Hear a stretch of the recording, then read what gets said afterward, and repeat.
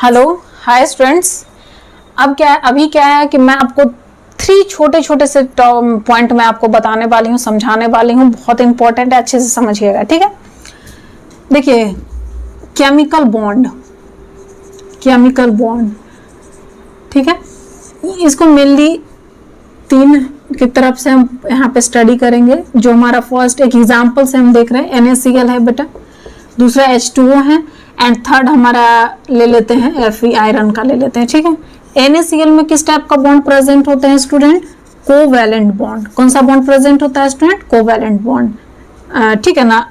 Sorry, इसमें कौन सा बॉन्ड प्रेजेंट होता है स्टूडेंट? आयनिक बॉन्ड, ठीक है। सेकेंड जो हमारा H2O है, इसमें कौन सा बॉन्ड प्रेजेंट होते हैं स्टूडेंट? ये होता है हमारा कोवैलेंट बॉन्ड, ठीक है। ये जो हमारा है स्टूडेंट, वो होते हैं मेटेलिक बॉन्ड। यही तीनों हमें अभी डिस्कस करने हैं, ठीक है ना।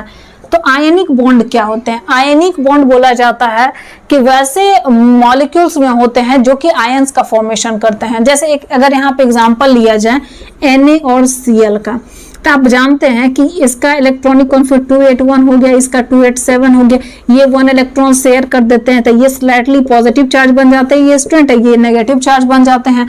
तो यहाँ पे देखिए आयंस का फॉर्मेशन हो रहा है। आप जानते हैं पॉजिटिव आयंस को क्या बोला जाता है स्टूडेंट? कटायंस बोलते हैं, और नेगेटिव आयंस को क्या बोला जाता है स्टूडेंट? अनायंस बोलते हैं, ठीक है ना। तो यहाँ कटायंस हो गया बच्चे, ये अनायंस हो गए, ठीक है। अब यहाँ पे देखिए, अब इन दोनों के बीच में, इन दोनों को अट्रैक्ट करने के लिए जो यहाँ पे बॉन्डिंग होते हैं, इसको हम लोग क्या बोलते हैं बेटा? Ionic bond. क्या बोलते हैं इसे? हम लोग आयनिक बॉन्ड बोलते हैं, ठीक है ना। तो अभी आप पढ़े हैं, आप क्लास 12 का जो फर्स्ट चैप्टर हमारा है स्टूडेंट, सॉलिड स्टेट है, उसमें आपने पढ़ा था आयनिक सॉलिड्स, पढ़े थे ना। उसमें क्या बोला गया था कि आयनिक सॉलिड्स में जो सबस्टेंस मतलब पार्टिकल जो प्रेजेंट होते हैं वो आयंस के फॉर्म में होते हैं।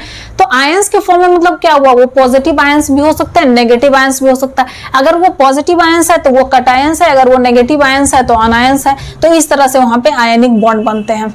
अगर एग्जांपल लिया जाए कोवैलेंट बॉन्ड का, तो कोवैलेंट बॉन्ड मींस हम लोग क्या जानते हैं बेटा? Sharing of electrons. Covalent bond मतलब क्या, हम लोगों को समझ में क्या आता है? अगर आपको बोला जाए कि यहाँ पे कोवैलेंट बॉन्ड हो रहा है, तो इसका मतलब क्या हो जाता है कि यहाँ पे इलेक्ट्रॉन का शेयरिंग हो रहा है। एग्जांपल लेते हैं, H2O है, एक ऑक्सीजन है, 2 हाइड्रोजन, चलिए मैंने लिख दिया। हाइड्रोजन के आउटर मोस्ट में 1 इलेक्ट्रॉन मैंने लिख दिया। ऑक्सीजन के आउटर मोस्ट में कितने इलेक्ट्रॉन्स होते हैं बेटा? 6 इलेक्ट्रॉन होते हैं। तो अब यहाँ देखिए, अगर ये करेंगे तो ये एक इलेक्ट्रॉन शेयर करेंगे, ये भी यहाँ से 1 इलेक्ट्रॉन शेयर करेगा।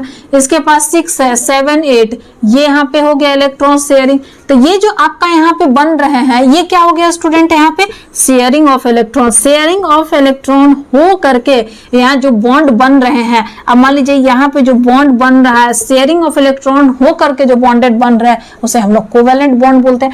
आयनिक बॉन्ड क्या होता है? तो आयनिक बॉन्ड वैसे बॉन्ड होते हैं जो ट्रांसफर और फिर ट्रांसफर ऑफ इलेक्ट्रॉन के कारण होते हैं। या तो फिर वो लूज करता है इलेक्ट्रॉन को, या फिर गेन करते हैं। अगर इलेक्ट्रॉन को लूज कर रहा है स्टूडेंट तो वो कटायंस हो जाएंगे, अगर इलेक्ट्रॉन्स को गेन कर रहे हैं स्टूडेंट तो वो अनायंस हो जाएंगे। कोवैलेंट बॉन्ड वैसे बॉन्ड को बोला जा रहा है स्टूडेंट जहां पे शेयरिंग ऑफ इलेक्ट्रॉन के कारण हो रहा है कि नहीं। तो छोटे छोटे से पॉइंट है, सबको आते हैं, ऐसा नहीं है कि नहीं आता है, लेकिन छोटे छोटे हैं, इंपॉर्टेंट है, इसको अच्छे से समझना चाहिए आप लोगों को। इसमें कोई दिक्कत नहीं होना चाहिए, हर पॉइंट को अच्छे से समझना। अब आते हैं मेटेलिक बॉन्ड। तो मेटेलिक बॉन्ड जो होते हैं बच्चे, वो होते हैं मेटल्स के बीच में। किसके बीच में होते हैं स्टूडेंट? मेटल्स के बीच में। अब यहाँ पे आपको देखना है, जैसे कि ये देखिए आयरन है, Fe आयरन है। आयरन के आउटर मोस्ट में 2 इलेक्ट्रॉन्स होते हैं। जैसे ये लूज करता है और लूज करके ये +2 चार्ज बना लेते हैं। कौन सा चार्ज बनाते हैं स्टूडेंट? +2। कौन सा चार्ज बनाते हैं बच्चे? +2 चार्ज बना देता है।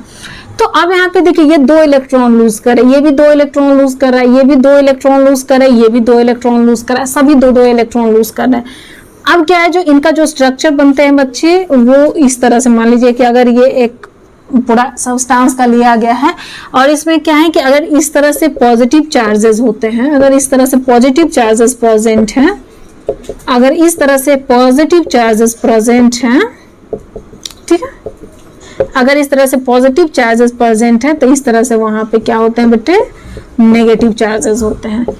इस तरह से वहां पे क्या प्रेजेंट होता है? नेगेटिव चार्जेस होते हैं, ठीक है ना। अब यहाँ पे देखिए, ये हमारा है पॉजिटिव चार्जेस, ये इलेक्ट्रॉन है, ये स्लाइटली नेगेटिव चार्जेस है। तो इन दोनों के बीच में जो फोर्स लगता है बेटा, ये इसी को तो हम फोर्स तो अलग हो गया, इलेक्ट्रोस्टैटिक फोर्स।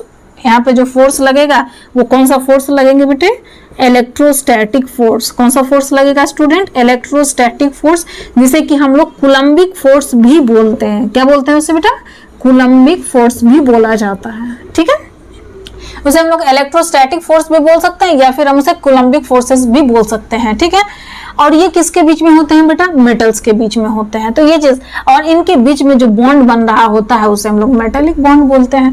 तो ये छोटे छोटे पॉइंट है स्टूडेंट, और जो हमारा चैनल है द अल्फा फिजिक्स क्लासेस, उस पे ऐसे छोटे इंपॉर्टेंट टॉपिक भी आपको प्रेजेंट होंगे, और फुल चैप्टर तो आपको मिल ही रहा है। तो प्लीज चैनल को सब्सक्राइब कर लेंगे।